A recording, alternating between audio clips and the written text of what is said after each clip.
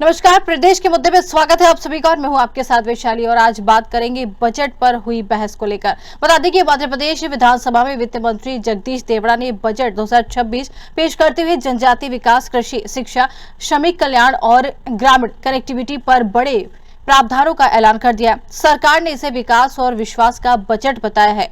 आपको बता दें कि एमपी में वित्त वर्षीय देवड़ा ने कहा कि बजट में 3 वर्षों की योजना का साफ संकेत मिला है। गरीबी की आय के साथ ही स्वास्थ्य और स्वच्छता के आधार पर भी उसको परखा गया है। और इसी बजट पर लेकर किसने क्या कुछ कहा, ये भी सुनते हैं।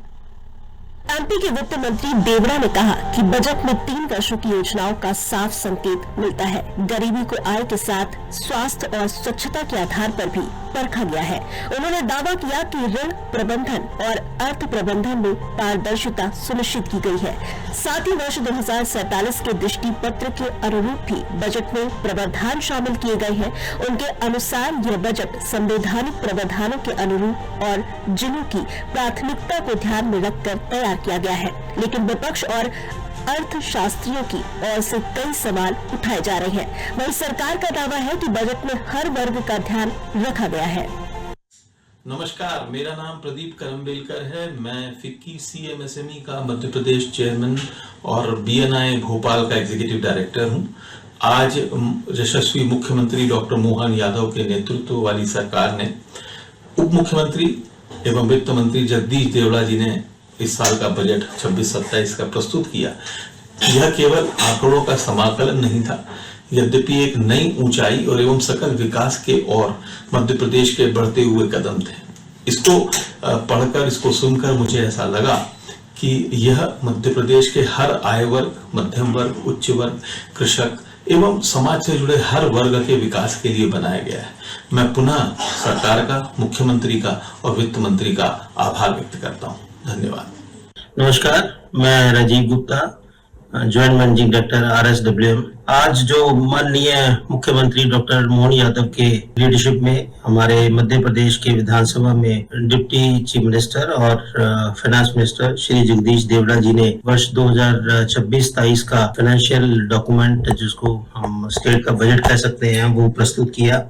ये बजट ना कि सिर्फ आंकड़ों का एक दस्तावेज है, ये एक पाथ मेकिंग और फ्यूचर लीडिंग डायरेक्शनल बजट है, जिसको कि हम कह सकते हैं कि इसमें सभी सेगमेंट का, चाहे वो किसान हों, युवा हों, व्यापारी हों, सबको देखते हुए सबका विकास करने के लिए ये बजट उस डायरेक्शन में दिया गया है। बजट 2026-27 में कई सारी नई दिशाएं दी गई हैं, जिससे प्रदेश नई ऊंचाइयों पे जाएगा और तरक्की करेगा। इस बजट से बहुत सारी संभावनाएं पैदा होती हैं। हम एक बार फिर डॉक्टर मोहन यादव मुख्यमंत्री मध्य प्रदेश को बहुत बहुत बधाई देते हैं और उनको इस डायरेक्शनल बजट के लिए बहुत बहुत बधाई देते हैं। विधानसभा में नेता प्रतिपक्ष उमंग सिंगार ने कहा कि भाजपा सरकार के मंत्री कभी घंटा तो कभी घंटी बजाकर जनता के असली मुद्दों से ध्यान भटका रहे हैं। मध्य प्रदेश की तिजोरी जनता की थी, पैसा जनता का था और कमाई भी जनता की थी, लेकिन उसे खाली सरकार ने कर दिया। सरकार दावा करती है कि आर्थिक प्रबंधन ठीक चल रहा है। सिंगार ने कहा, यदि मुख्यमंत्री अपनी ही बात को स्पष्ट करते हुए ये साबित कर दें कि प्रदेश में प्रति व्यक्ति की प्रति माह आय 15 से 20 हजार रुपए के बीच है, तो वे इस्तीफा देने को तैयार है। इनके मंत्री कभी घंटा बजाते, घंटी बजाते, इस प्रकार की बातें करते हैं। तो तिजोरी जनता की थी, खजाना पैसा जनता का था, गाड़ी कमाई उनके टैक्स से थी, आपने खाली करी। आप एक तरफ कहते हो आर्थिक सर्वेक्षण के आधार पर हमने हर व्यक्ति की आय बढ़ा दी। हर व्यक्ति की आय कहते 1,70,000 से लेकर 2 लाख हो गई। प्रति व्यक्ति हर महीने 15 से 20 हजार हो गए। मुख्यमंत्री जी से मैं कहना चाहता हूं, झूठे आंकड़े मत दो। अगर आपको लगता है कि आपके आंकड़े सही है तो आम जनता से आंख मिलाए, प्रदेश की जनता का मजाक ना उड़ाए। मैं चाहता हूं कि मुख्यमंत्री जी जिस दिन ये साबित कर देंगे कि 15 से 20 हजार रुपए कमा रहे, उस दिन नेता पति पद से इस्तीफा दे दूंगा। तो रही बात, प्रदेश का युवा बेरोजगार हो रहा है, प्रदेश में नौकरियां नहीं मिल रही, आम व्यक्ति को तनख्वाह नहीं मिल रही। मुख्यमंत्री डॉक्टर मोहन यादव ने कहा कि आज देश का तीसरा सबसे युवा राज्य मध्य प्रदेश है। विकास के सभी पैमानों के लिए एयरपोर्ट से लेकर नए प्रकार के ग्रीन फील्ड रोड बनाने तक, नए कॉलेज, स्कूल, अस्पतालों तक सरकार काम कर रही है। धार्मिक पर्यटन में मध्य प्रदेश में सारे रिकॉर्ड तोड़े हैं। सबसे ज्यादा धार्मिक पर्यटकों की संख्या अपने प्रदेश में आई है।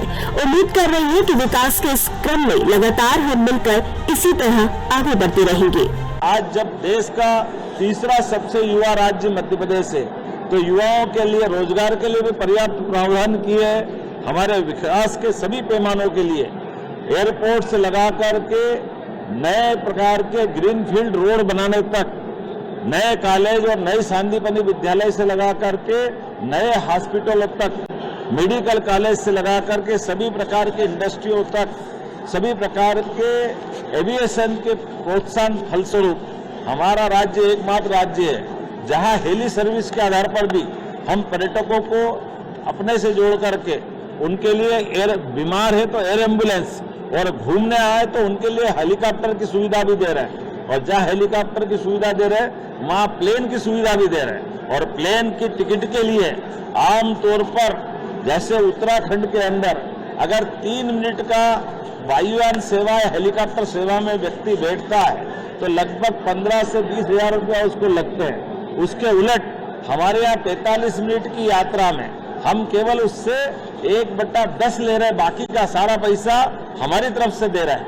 इसी के कारण से हमारे सभी प्रकार की हवाई सेवाओं में सफलतापूर्वक अब तीसरे वर्ष में प्रवेश करते हुए पर्याप्त प्रावधान किया गया। और यही कारण है कि देश के अंदर सबसे ज्यादा पर्यटकों की संख्या लगभग 13.5 करोड़ से ज्यादा अगर आई है तो मध्य प्रदेश में आई है। मुझे इस बात की भी प्रसन्नता है, धार्मिक पर्यटन ने भी हमारे अभी तक के सारे रिकॉर्ड तोड़े, जिसके आधार पर देश के अंदर सबसे ज्यादा पर्यटकों की, धार्मिक पर्यटकों की संख्या भी अब अपने प्रदेश के अंदर आई। इसी के साथ साथ विदेशी पर्यटकों की संख्या भी उल्लेखनीय 1.5 लाख से ऊपर की संख्या में हमारे राज्य के अंदर विदेशी पर्यटक भी आए। लेकिन आने वाले समय में ये इनकी संख्या और बढ़े, इसलिए टेंट सिटी से लगा करके स्टार और स्टार से लेकर होम स्टे तक सभी प्रकार के क्षेत्र में हम विकास कर रहे हैं। और साथ ही साथ वन्य जीवों के लिए भी हमारे यहाँ वन्य संपदा पर्याप्त रूप से है। मुझे आज की ही आपको जानकारी देते हुए आनंद है, हमारा चीता परिवार और बढ़ रहा है। आज नए चीतकों के नए शावकों का आपने सबने दर्शन किए होंगे। हम सब महसूस कर रहे हैं कि हमारे पास 35 से संख्या बढ़कर 38 हो रही है और 8 वयस्क चीते बोत्सवाना से इसी महीने आने वाले हैं। एक एक करके सबकी सुरक्षा के लिए ऐसे कई प्रकार बनाया है। मैं आपके माध्यम से उनको सबको भी बधाई देता हूँ। मध्य प्रदेश का बजट 2026 अब विधानसभा की बहस से निकलकर जनता की कसौटी पर है। सरकार इसे विकास और विश्वास का दस्तावेज बता रही है, लेकिन विपक्ष इन दावों पर सवाल उठा रहा है। अब देखना ये होगा कि कागजों पर बने हुए आंकड़े और घोषणाएं धरातल पर कितना असर दिखाती है। क्या ये बजट प्रदेश को 2047 के विजन की ओर मजबूती से ले जाएगा, या विपक्ष के सवाल आने वाले दिनों में सरकार के लिए नई चुनौती बनेंगे? इसका जवाब वक्त देगा। Text report Bhopal.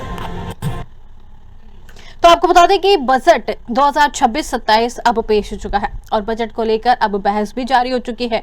यहाँ बीजेपी इस बजट को सभी वर्गों को साधने वाला और देश हित का बजट बता रही है, लेकिन वहीं कांग्रेस का साफ तौर पर यह कहना है कि जनता की तिजोरी थी जो भाजपा सरकार ने खाली कर दी है। यानी कि साफ है कि बजट से कांग्रेसवासी बिल्कुल खुश नजर नहीं आ रहे। लेकिन साथ ही अगर हम बीजेपी की बात करें तो उन्होंने सभी लोगों का ध्यान रखा है, चाहे महिला हो, स्वास्थ्य और शिक्षा, हर वर्ग का ध्यान रखा गया, हर वर्ग को साधने की कोशिश की गई इस बजट के जरिए।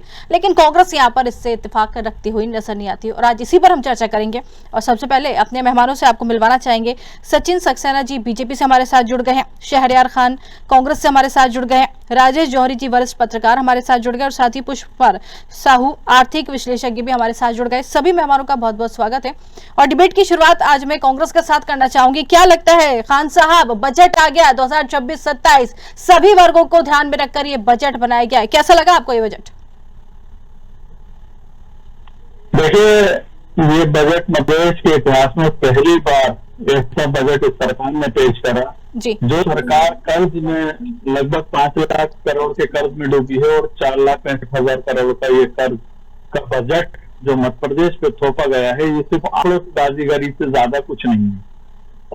मध्य प्रदेश में बात करें हम 2026-27 के बजट की, तो पिछले बजट में इन्होंने अपनी घरेलू फिजिकल डिफिसिट थी वो 4.2 थी, घरेलू राष्ट्रीय घाटा जो 4.2 था वो इसमें बढ़कर 4.7% हुआ, यानी कि उसमें आधे % और जो सकल घरेलू उत्पाद है उसका घाटे का बजट है जिसकी राशि होती है 78,900 करोड़।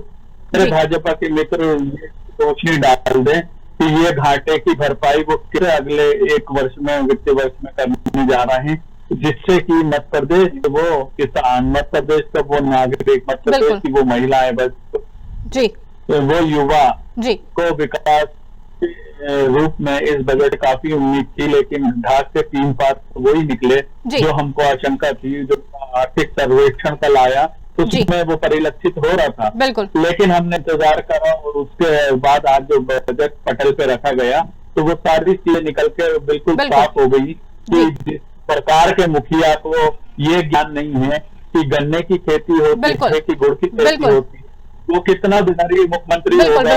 किसानों का जो हमारे 18 साल मुख्यमंत्री 19 रहे शिवराज सिंह चौहान, उन्होंने पिछले हफ्ते सदन में एक आंकड़ा दिया देश के किसानों के, जिस मध्य प्रदेश। ठीक है, देखिए खान साहब आपकी प्रतिक्रिया सामने आई बजट को लेकर। 74,000 से अधिक कर्ज में डूबा हमारा मध्य प्रदेश। ठीक है, आपकी प्रतिक्रिया सामने आई है बजट को लेकर। अब बीजेपी से भी इसका जवाब ले लेते, अभी सवालों का सिलसिला तो शुरू हुआ, बीजेपी से भी इसका जवाब ले लेते। सचिन जी, ढाक के 3 बात क्या कहेंगे? तिजोरी जनता की थी, बीजेपी ने खाली कर दी। विशाली, सर्वप्रथम आपको और आपके माध्यम से आपके सभी दर्शकों को मेरा बहुत प्रणाम जी। मेरे को पैनल से शहरयार खान जी, राजेश जौहरी जी और साहू जी को मेरा बहुत बहुत नमस्कार जी। देखिए, सर्वजन हिताय और सर्वजन सुखाय का बजट है ये बजट सर्वस्पर्शी है, सर्वसमावेशी है और सर्वहारा वर्ग को ध्यान में बनाया गया है। जनता का बजट जनता के लिए और जनता को समर्पित है। देखिए, निश्चित रूप से बजट में हर वर्ग का ध्यान रखते हुए ऐसा कोई वर्ग नहीं छूटा है जिसको कहीं ना कहीं इस बजट में समाहित न किया गया हो या उसके लिए कोई योजना न लाई गई हो या उसके लिए कोई अलग से राशि का आवंटन नहीं किया गया।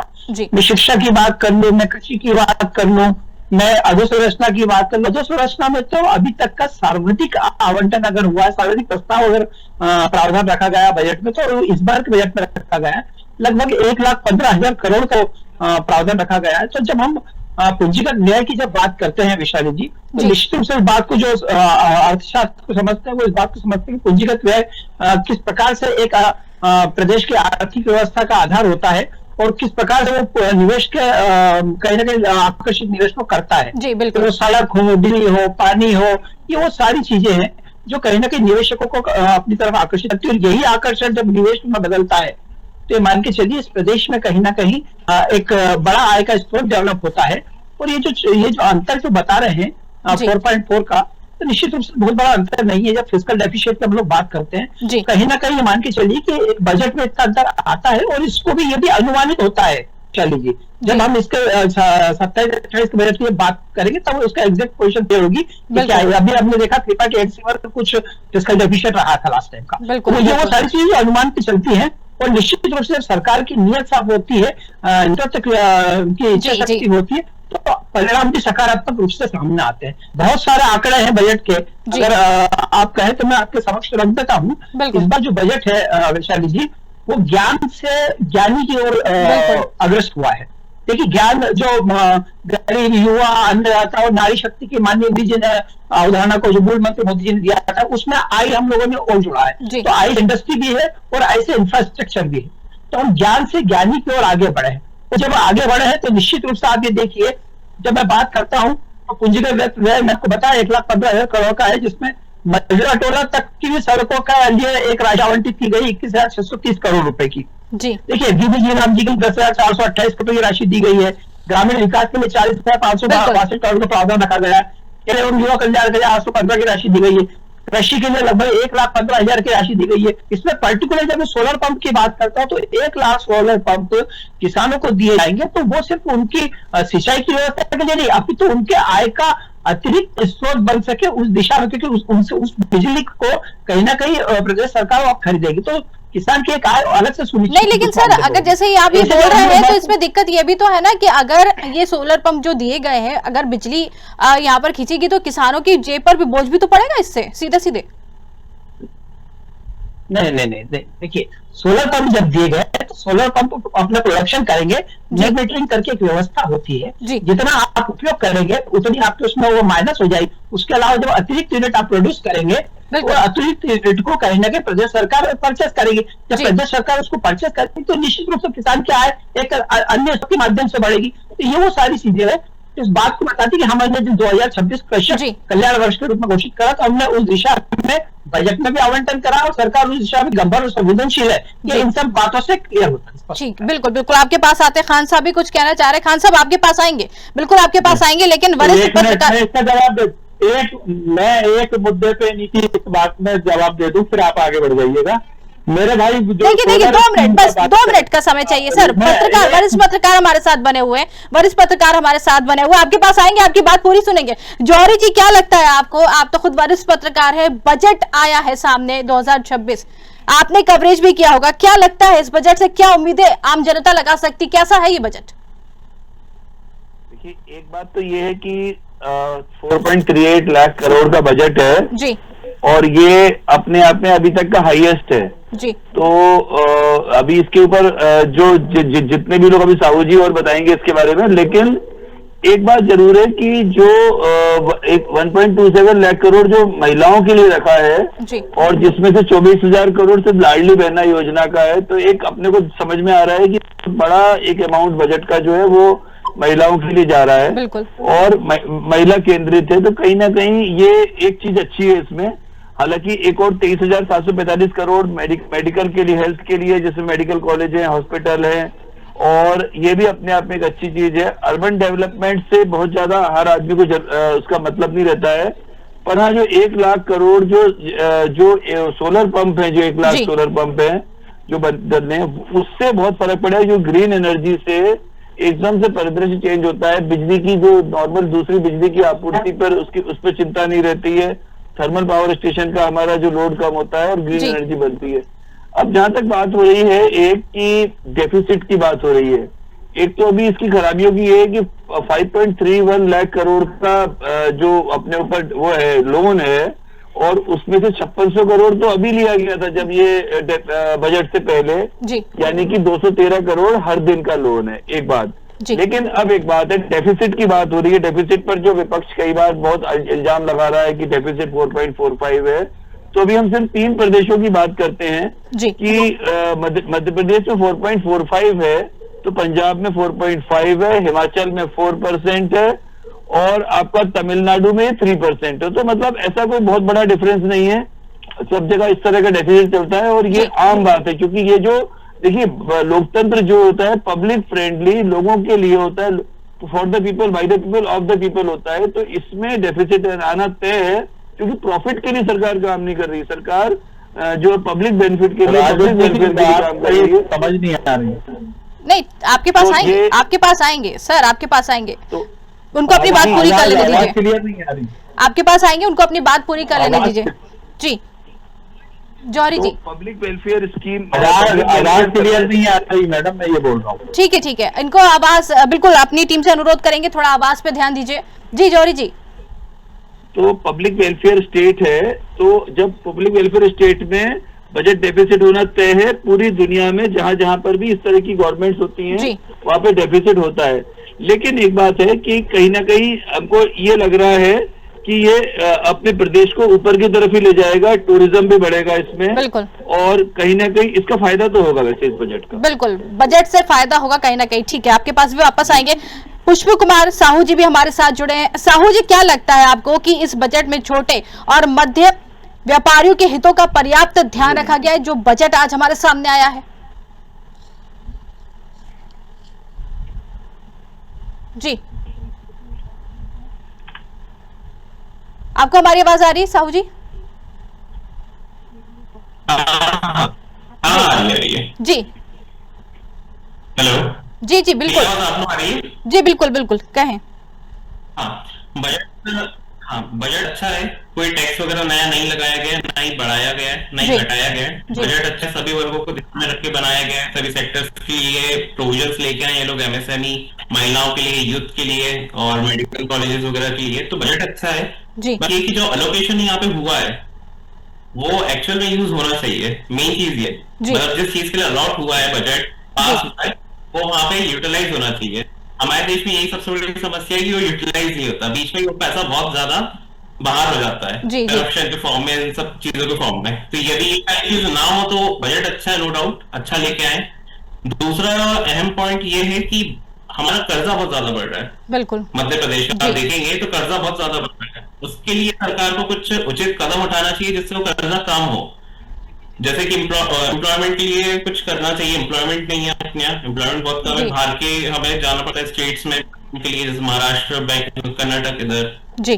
तो सरकार को एम्प्लॉयमेंट बढ़े, टूरिज्म बढ़े, ताकि हमारे यहाँ की आय बढ़े, जिससे लोग टैक्स पे करें और सरकार का रेवेन्यू बढ़े। तो ये सबसे अहम चीज है, सरकार को ध्यान देना चाहिए। बिल्कुल बिल्कुल ध्यान देना चाहिए, जरूरी भी हो जाता है। ठीक है, वापस खान साहब की तरफ रुख करना चाहेंगे। खान साहब कुछ कहना चाह रहे थे जी। अभी सक्सेना जी जो अपनी बातें कह रहे थे कि सरकार ये किसान वर्ष के रूप में इस वर्ष को मना रही है, और सोलर पंप का जो आपने भी जिक्र करा, ये सरकार ने किसान वर्ष बनाने में भी किसानों को ठगने से पीछे गुरेज नहीं करा है। जो ये बड़ी बड़ी बातें कर रहे हैं सोलर पंप के हम 90% सब्सिडी देंगे, उसकी हकीकत यह है कि अभी 4-5 दिन पहले कांग्रेस ऑफिस में हम लोगों ने मीडिया के समक्ष कुछ किसानों को बुलाया जिनके साथ ये ठगी की गई कि सोलर पंप के नाम पर उनसे जो सेंट्रल बैंक ऑफ इंडिया की जो ब्रांच है रतलाम की, वहां से उनके साथ पेपर साइन किए गए हैं। वो कर्ज के तौर पे 90% बैंक ने उनको फाइनेंस करा है। बैंक अगर आपको कर्ज देगा तो वो आपसे वसूल करेगा, और उसमें 10.20% का इंटरेस्ट भी ये सरकार ने बैंक को अधिकार दिया है कि आप ले किसानों से। तो इनका ये जो चेहरा है ये दो मुहा चेहरा है, ये किसान हितैषी नहीं, किसान विरोधी नहीं है।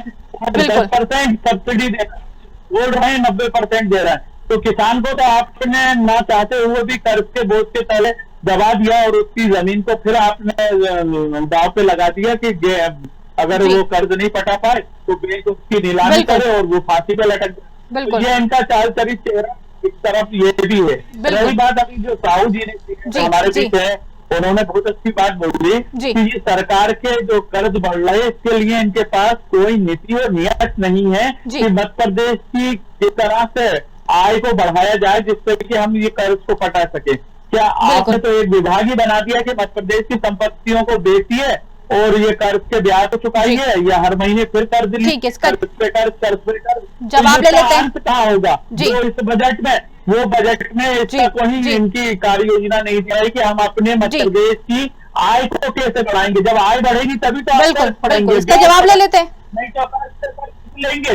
ठीक है, इसका जवाब ले लेते हैं बीजेपी से। संपत्तियों का आपने जी सचिन जी देखिए, एक सभी चिंता जता रहे कर्ज को लेकर, चाहे अर्थशास्त्री हो, वरिष्ठ पत्रकार, और अब तो कांग्रेस भी ये कह रही है 213 करोड़ रुपए पर डे एक बोझ बढ़ रहा है सरकार के ऊपर कर्ज को लेकर, क्या कहेंगे? मिश्रा जी, मैं बारी बारी से सभी बातों का जवाब देता हूँ, थोड़ा सा मुझे दीजिएगा। पहले मैं कांग्रेस में जो भ्रम फैलाना और जो झूठ बोलने की जो कांग्रेस में परिपाटी है उसको एक बार एक्सपोज कर दूंगा, उसके बाद फिर आगे बढ़ता हूँ। 90% की बात कर रहे हैं ना, किस्त तो वो सरकार भरेगी, उसको स्पष्ट कर लीजिएगा, उसके बाद फिर अपन की बात करेंगे। एफिडेविट के साथ पेपर साइन करा दिया है किसानों से, हमारे पास सबूत है। खान साहब देखिए, बात कर लेने दीजिए। देखिए आप उनकी बात सुन लीजिए, आपकी बात उन्होंने सुनी थी। खान साहब रुकिए खान साहब रुकिए। देखिए खान साहब, एक चर्चा करने बैठे, उसे खराब मत करिए। बजट पर हम चर्चा कर रहे हैं खान साहब, इसको खराब मत करें नहीं तो झूठ परोस रहे हैं बेटा। सर बिल्कुल जवाब, बिल्कुल आपको भी मौका मिलेगा, खान साहब आपको भी मौका मिलेगा। देखिए चर्चा खराब ना करें, आपको पूरा मौका मिलेगा। उन्होंने आपकी बात सुनी, आप भी उनकी बात सुनिए। बिल्कुल आप अपनी आवाज उठाइए ना खान साहब, आप अपनी आवाज उठाइए, लेकिन उनका जवाब पूरा होने दीजिए, फिर आप अपनी आवाज उठाइए। उन्होंने भी तो आपकी बात सुनी, धैर्य रखिए, आपके पास भी आएंगे। जी सचिन जी। देखिए, मैंने स्पष्ट कर दिया कि कांग्रेस झूठ बोल रही है। अब मैं आगे बढ़ता हूँ। जी देखिए, साहू जी ने जो 2-3 बात कही है, निश्चित रूप से इस बजट में पर्टिकुलर बात नहीं, 3 वर्ष के हम 3 कार्यकाल बजट, 3 बजट हम देख लेते हैं। तो 3 बजट में कोई भी नई कर की व्यवस्था लागू नहीं की गई, कोई अतिरिक्त बोझ सामान्य आदमी का आम व्यक्ति पर नहीं डाला गया। तो ये अपने आप में एक बात को बताता है कि हमने अपने आय के स्रोत अन्य जगहों से कहीं ना कहीं डेवलप किए हैं, जिसके कारण हम उस कर्ज को भी पटा पा रहे हैं, उसका ब्याज भी दे पा रहे हैं, और जो फिस्कल डेफिसिट जो है उसको भी हम कहीं कंट्रोल करने में सफल हो रहे हैं। देखिए, कर्ज आपको तभी मिलता है जब आपका साख होती है, जैसे डिफॉल्टर होकर कर्ज भी मिलता है। अब रही बात कर्ज की, तो मैं आपको बता उसका उल्लेख नहीं करना चाह रहा था, लेकिन क्योंकि उन्होंने बात करी है, कह रहा है, तो मैं उसको बता देता हूँ कि वर्तमान में जीएसडीपी का जो कर्ज की व्यवस्था है वो कांग्रेस शासित प्रदेशों में क्या है, और इंडी गठबंधन की जो सरकार है उसमें क्या है, मध्य प्रदेश में क्या है, जरा तुलना कर लीजिएगा, उसके बाद फिर हम आगे बढ़ते हैं। देखिए, जब मैं अरुणाचल प्रदेश की बात करता हूँ तो जीएसडीपी का 57% कर्ज वहां पे, पंजाब में 48.6% कर्ज है, हिमाचल जहाँ पे इनकी सरकार है वो 45.2% कर्ज है, तेलंगाना में आज की तारीख में लगभग 6,40,000 करोड़ रुपए कर्ज तेलंगाना सरकार के ऊपर है। लेकिन ये वहां की बात कभी नहीं करेंगे। तमिलनाडु में 8 लाख करोड़ रुपए से ऊपर कर्ज है, ये वहां की बात। मध्य प्रदेश तो वैशाली 10वें स्थान पे है कर्ज के मामले में, और वो सारे जो कर्ज के जो प्रोटोकॉल जो है, जो एक वित्तीय अनुशासन जो होता है, उसके दायरे में रहकर मध्य प्रदेश कर्ज लेता हुआ आगे बढ़ रहा है। लेकिन वो चीज चूंकि वो विषय अलग है तो इनको समझ में नहीं आया वहां का लेकिन बताते चलिए। मैंने अगर आप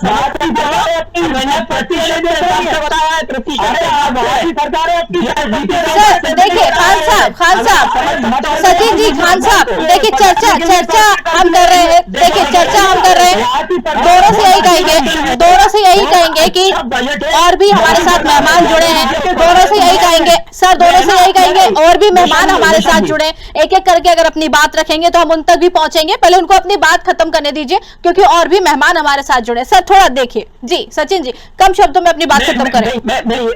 जी, मैं यही कह रहा हूँ, जैसे ये लोग हंगामे सदन को हंगामे की भेंट चढ़ा, इसी डिबेट को हंगामे की भेंट चढ़ाना चाहते हैं। मैंने बहुत स्पष्ट आंकड़े तुम्हें रखा है, जीडीपी कितनी है उसका मतलब नहीं, उसका आकार की बात मत करिए, मैंने प्रतिशत में आंकड़े रखे। अगर आप समझते हो तो उस बात को समझने का प्रयास करिए। क्या लोग विषय हो सकता है?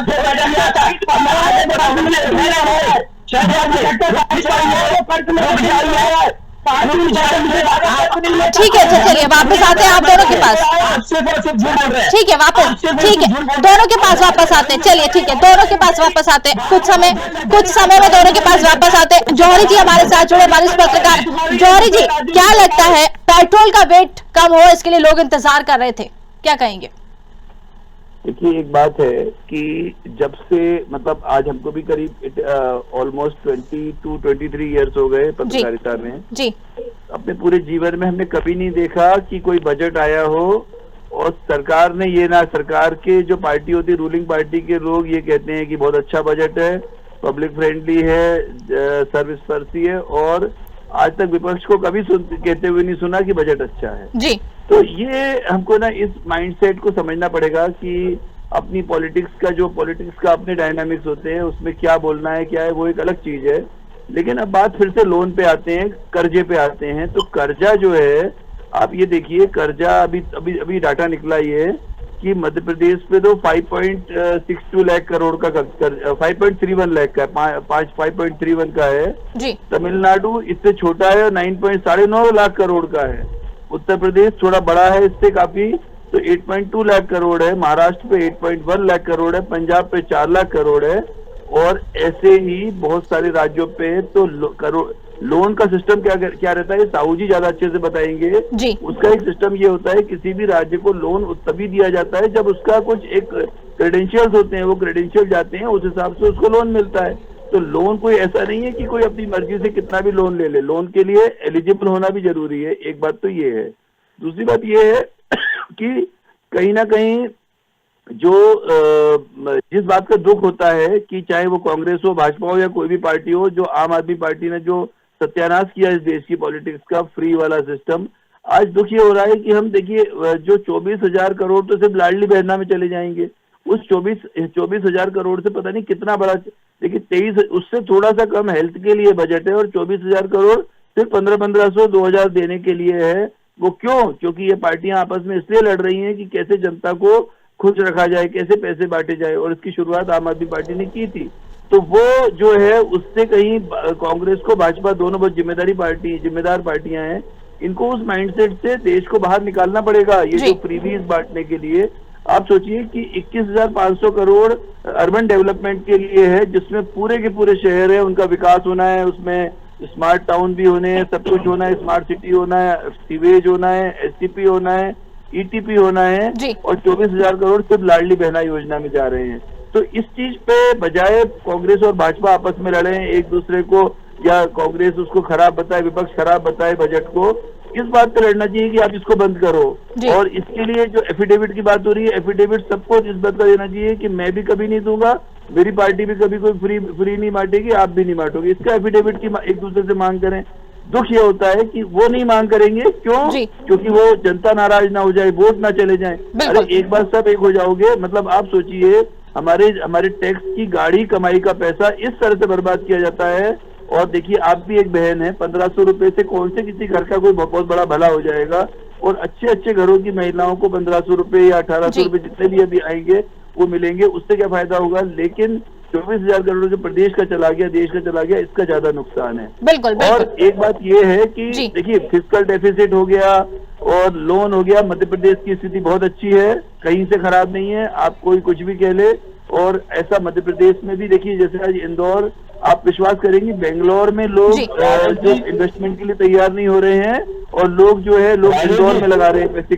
जी भाई ठीक है, आते हैं आप दोनों के पास आएंगे। जी आपको एक सवाल है, आप बुद्धिजीवी हैं, वरिष्ठ पत्रकार हैं, मेरे को जर इतना सा समझा दीजिए, मैं बहुत ज्ञानी नहीं हूँ, इतना सा समझा दीजिए, अगर मध्य प्रदेश की स्थितियां इतनी अच्छी हैं, 5,31,000 करोड़ के कर्ज के बाद भी, तो मध्य प्रदेश की सरकार ने एक डिपार्टमेंट बना के मध्य प्रदेश की संपत्तियों को बेचने के क्यों निर्णय लेना पड़ा है? मध्य प्रदेश में कितना झूठ बोलता है वैशाली, सारे झूठ बोले। देखिए मुझे लगता है इसका जवाब बीजेपी ज्यादा अच्छा दे पाएगी। मुझे ऐसा लगता है कि इसका जवाब बीजेपी ज्यादा अच्छा देगी। मालूम करके बैठो, मैं राजेश जी से सवाल का जवाब चाहता हूँ। जी राजेश जी बात में झूठ बोलेंगे? अरे बहुत दुखती रख दब रही है, बहुत दुखती रख दब रही है। अरे नहीं बोल रहा आप। ठीक है राजेश जी को अपनी बात करने दीजिए। जी राजेश जी।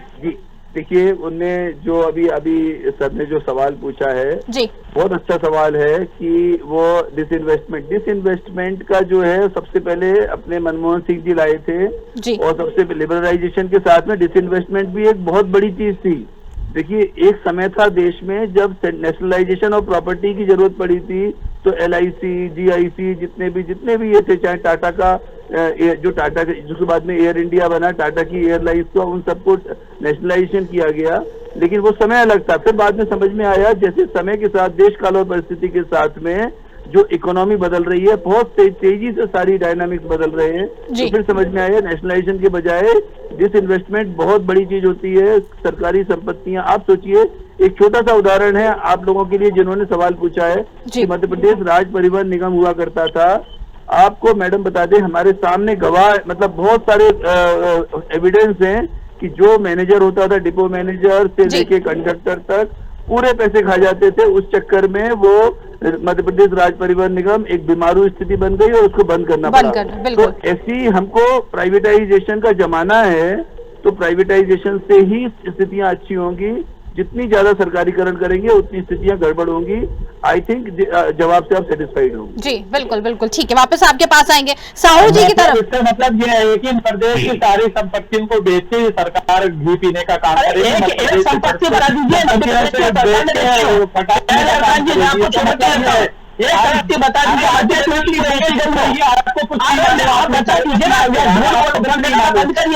देखिए चर्चा, देखिए आप देखिए, रुक जाइए ठीक है, रुक जाइए सचिन जी खान साहब, देखिए सवाल जरूर आएंगे आपके पास, जरा धैर्य रखिए।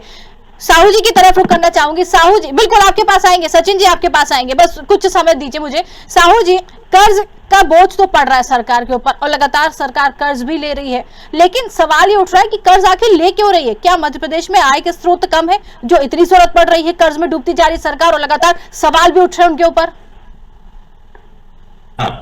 मेन चीज ये, मैं जौहरी जी की सारी बातों से सहमत हूँ जो उन्होंने बोला। पत्रकारिता हो तो ऐसी, मतलब जो वही चीज है जी, बिल्कुल। लाडली बहना योजना अगर फ्रीज वगैरह ये लोग कर रहे हैं ना, उस चक्कर में कर्ज हमारा बढ़ता जा रहा है। अब इतना पैसा देना पड़ रहा है, मतलब के उसकी जगह एम्प्लॉयमेंट बढ़ाना चाहिए, सारी चीजें करना चाहिए जी। और ये देश में अलग अलग चल रहा है, तो ये बंद होना चाहिए। इस वजह से कर्जा बढ़ रहा है, वो कुछ नहीं रहा है, और लोगों मुफ्तखोरी करेंगे और कुछ नहीं करेंगे कि हमें फ्री में सारी चीजें मिल रही तो हम क्यों मेहनत करें कि मेहनत करने के लिए प्रोत्साहन करना चाहिए लोगों को।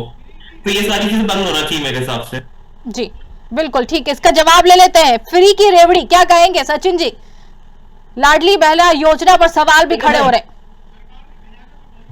बिल्कुल देखिए वैशाली जी, नारी शक्ति को जब मुख्य धारा में जोड़ने के लिए हम जो कर सकते होंगे बिल्कुल करेंगे जी। इनको लगते हो सकता है, इनको उनकी अपनी स्वतंत्र राय है, जो फ्रीबीज की बात कर रहे हैं बोल सकते हैं कि फ्रीबीज है, लेकिन अभी एसबीआई का सर्वे है, जौहरी जी शायद इस बात से कहीं ना कहीं वो रखेंगे कि एसबीआई का सर्वे है जिसमें स्पष्ट किया गया है कि लगभग 9,513 रुपए का जो परचेसिंग कैपेसिटी है, खर्च करने की कैपेसिटी है, वो ग्रामीण क्षेत्रों में महिलाओं की बड़ी है जी। तो ये बात को बताता है कि जो पैसा उनके पास जा रहा है वो लिक्विडिटी के रूप में बाहर है, और कहीं ना कहीं वो हमारी इकोनॉमी को मजबूत कर रहा है। हमारी भारत की जो इकोनॉमी है, हमारे प्रदेश की इकोनॉमी, वो ग्रामीण क्षेत्र में डिपेंड करती है, कहीं ना कहीं कृषि प्रधान इकोनॉमी हमारी है, और जब वहां से पैसा निकल के आता है तो निश्चित रूप से कहीं ना कहीं हमारी इकोनॉमी को करते हैं। अच्छा, ऐसा सिर्फ ये नहीं कि सिर्फ लाडली बहना योजना वाली बात कर रहा हूँ, हमने नारी सशक्तिकरण के लिए आज की तारीख में अगर मैं स्टार्टअप की बात करता हूँ तो लगभग 6,539 स्टार्टअप प्रदेश में कवर कर रहे हैं, इसमें 50% महिलाएं चला रही हैं। ये अपने आप में बड़ी बात है। देखिए बार बार बात हो रही है, एक आंकड़ा शायद जौहरी उसको सही तरीके से रख पाएंगे। अभी वर्तमान में जो मध्य प्रदेश के ऊपर कर्जा है वो 4.65 लाख करोड़ का है, न कि 5.31 लाख करोड़ का। अगर मैं गलत हूं तो उसको संशोधित कर दीजिएगा, मैं उसको वो कर लूंगा, लेकिन बाकी अन्य प्रदेशों का क्या आंकड़ा मैंने आपके समक्ष रखा। देखिए मध्य प्रदेश में कहीं ना कहीं कर्ज को लेके शुरू से, और ये बार बार कहती है बजट से ज्यादा कर्ज हो गया, इनका 2003 में जो बजट हुआ करता था वो बजट था 23,000 करोड़ रुपया, लेकिन इनका कर्जा जो था वो 36,000 करोड़ रुपए का था। तो बजट से ज्यादा कर्ज क्या होता है वो इनको समझ में आना चाहिए। जो टोटल इनका बजट था वो तो आज हम लाडली बहना को दे रहे हैं, वो आज शिक्षा में खर्च कर रहे हैं। कुल मिला के जो परिस्थिति कांग्रेस की है, कांग्रेस कैसे भीमराव राजी छोड़ा था और हम तो कैसे स्वर्णिम मध्य प्रदेश की तरफ लेकर आगे बढ़ रहे हैं, इस बात को कांग्रेस को भी समझना पड़ेगा। और ठीक है, जवाब ले लेते हैं, कांग्रेस से जवाब ले लेते हैं। क्या कहेंगे खान साहब, छोटी सी प्रतिक्रिया? दूसरे प्रदेशों में कर्ज का डाटा लेके बैठे मेरे भाई, और भाजपा की मध्य प्रदेश की सरकार का कर्ज का डाटा नहीं लेके बैठे। आप दुरुस्त कर लीजिए, 5,31,00,000 करोड़ का मध्य प्रदेश सरकार का कर्ज है। मध्य प्रदेश का हर नागरिक 50,000 से अधिक के कर्ज में, मध्य प्रदेश का हर किसान 74,000 से ज्यादा के कर्ज में। मध्य प्रदेश अपनी संपत्तियों को बेचे कर्ज के ब्याज हटाने के लिए 200 करोड़ रुपए हर महीने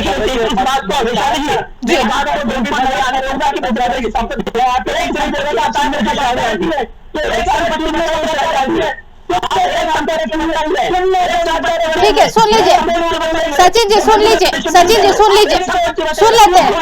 ठीक है, सुन लेते हैं सचिन जी,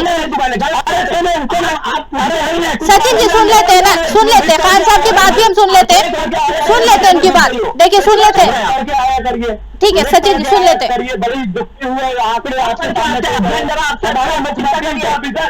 हमारे मुख्यमंत्री का विजन समझ आ जाता है कि रमी की खेती की जगह गुड़ की खेती कराने के लिए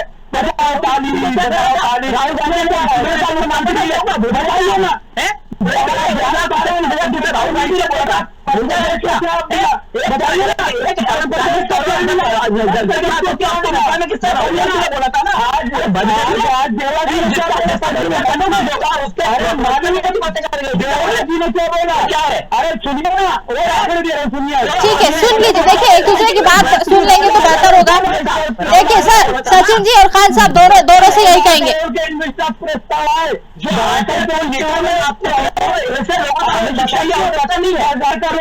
सर देखिए ऐसे चर्चा नहीं हो पाएगी, ऐसे चर्चा नहीं हो पाएगी सर, ऐसे चर्चा नहीं हो पाएगी।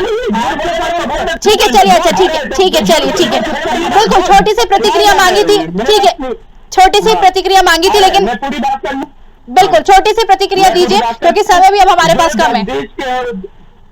बिल्कुल, आज सदन में जगदीश देवड़ा जी ने बोला हमारे पास 32-33 हजार करोड़ प्रस्ताव आए थे, मात्र 800 करोड़ के प्रस्ताव धरातल पे उतर रहे हैं, अभी भी उतर रहे हैं।